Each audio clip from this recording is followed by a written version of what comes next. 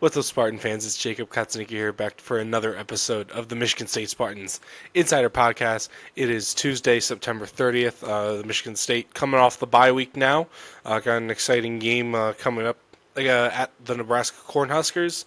It's going to be a big test. No bones about it. Nebraska is looking maybe not like the Nebraska of old, but definitely a team that's on the way back up, program-wise, team-wise. They've got a really good offense. They've got a much improved defense over there as well.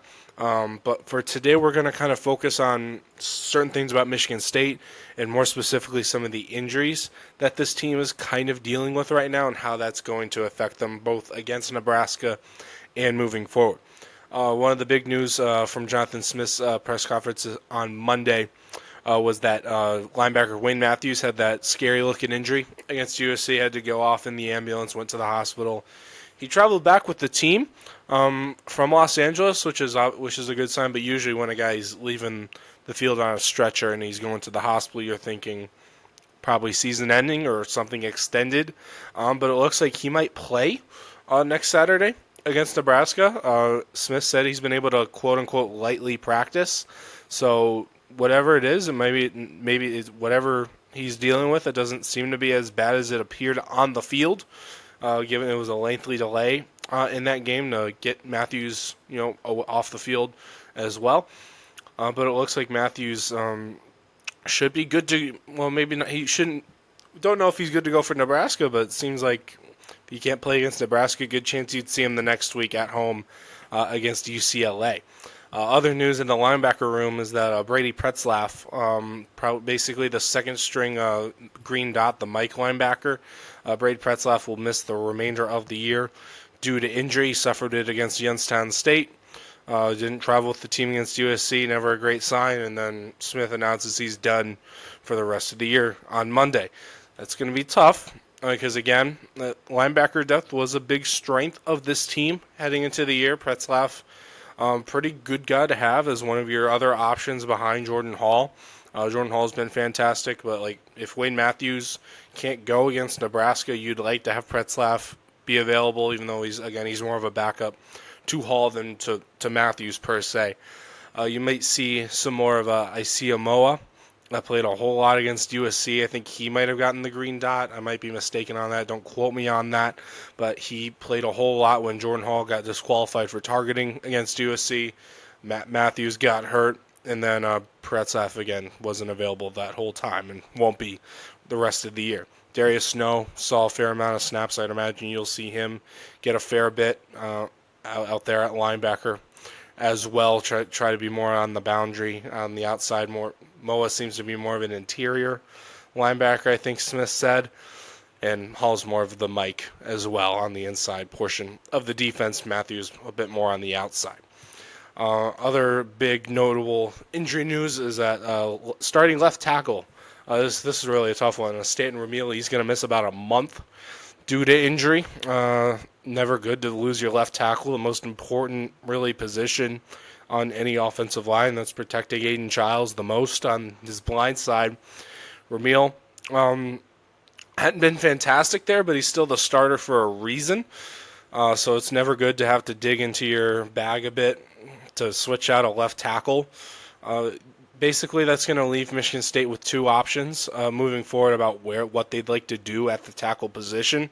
It's really one of two ways. You're either just going to see them keep the same combination as before and move in Rustin Yun at left tackle. That's what they did against USC. Yun seemed to do just fine. He's a redshirt freshman, young guy. Certainly seems to be doing well enough if he's the guy they turn to in those spots.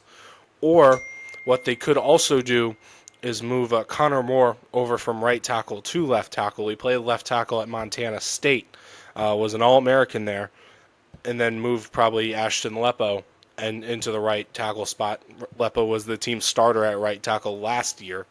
So not bad options there. More, again, they went with Yun against USC, but I do wonder how much of that was just so you don't make Connor Moore switch between two different tackle spots within the same game, which is very tough.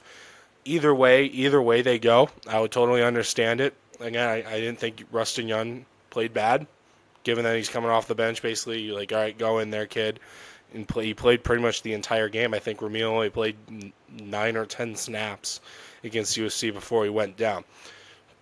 MSU should get him back for the home stretch, but still losing a guy like that in such a key spot for a month, that's going to be tough for them to deal with.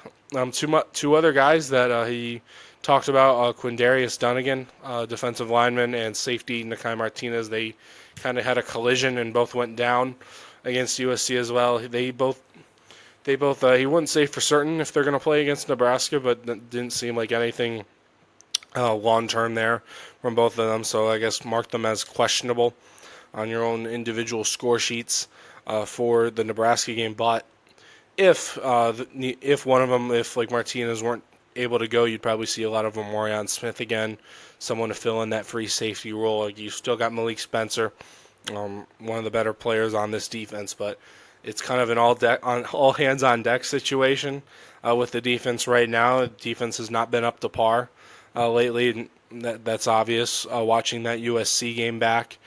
And you really would like to have your free safety be available against Nebraska, who one of the best passing offenses in the Big Ten as well. Jaden Mayava is a great QB. I think he's probably a little bit better than Dylan Raiola, but Raiola is still very, very good. Nebraska's offensive numbers through the air are way up there nationally. Raiola's got a whole bunch of guys he can throw to.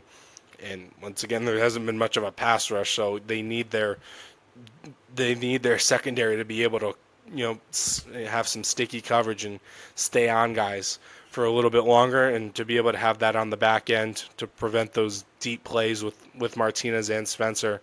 They're going to need them. Dunnigan, again, that's part of the pass rush. You just more of a depth thing. It's just, again, these are some tougher injuries to deal with right now.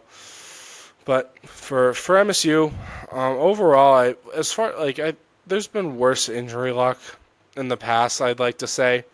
As far like, you're always going to have a few guys go down at this point. 4 games in, you're a third of the way through the season. Could be a whole lot. It's always something as I always like to, like, it can always be worse. Aiden Childs is healthy as ever, knock on wood.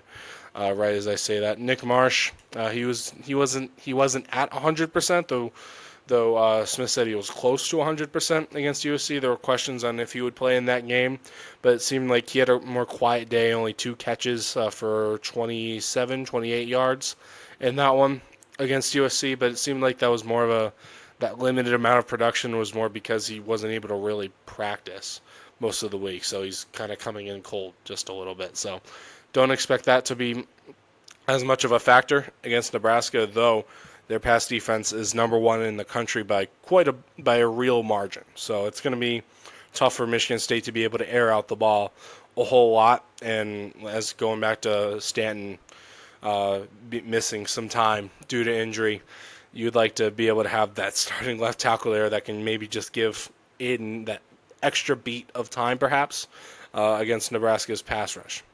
But once again, we'll continue to update everything about this upcoming game against the Cornhuskers. It's a big opportunity for Michigan State. If they were to win it, it would be Jonathan Smith's biggest victory as the head coach at Michigan State. Big time if. They're definitely the underdog. But still, we'll break down the game even further as the week goes on, as we get closer to Saturday evening. We have a 4 o'clock kickoff time. Yay, a sane one instead of 11 p.m. But nonetheless, once again, I'm Jacob Katzanika. Thank you all for watching. Continue to keep tuning in to here and keep visiting SpartanNation.com for daily Michigan State sports coverage. So, yeah, once again, thanks for watching, and I'll see you guys around.